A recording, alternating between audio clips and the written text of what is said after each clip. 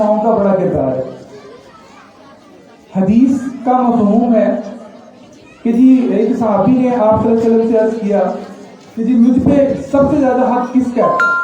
تو آپ نے فرمایا کہ آپ کی ماں کا. پھر دوبارہ صحابی نے عرض کیا تو آپ نے دوبارہ جی میرے پہ سب سے زیادہ حق کس کا ہے؟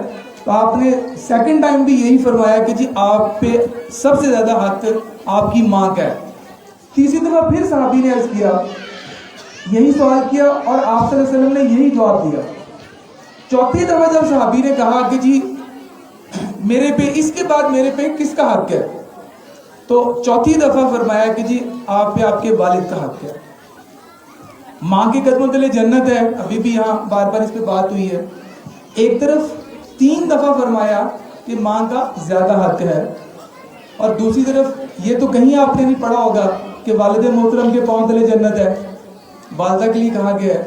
تو ڈیفینیٹلی ماں کی ذمہ داریاں بھی اس حساب سے زیادہ ہیں.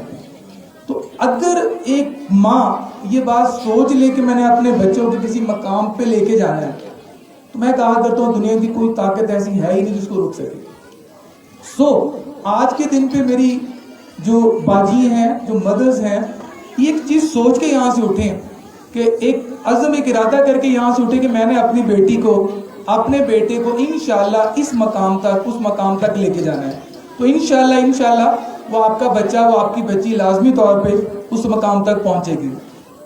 میں فادر سے بات کرنا چاہوں گا کہ چوتھی دفعہ بولا گیا کہ جی آپ والد محترم کا حق ہے.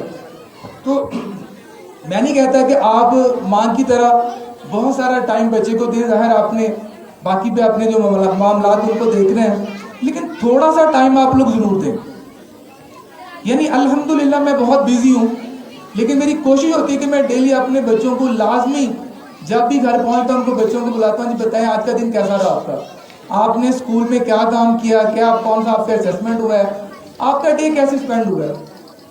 میں سمجھتا ہوں کہ والد محترم کے 10 منٹ اسکول کے 6 گھنٹے اور والدہ محترمہ کے 7 8 10 گھنٹوں پہ بھاری ہوتے ہیں.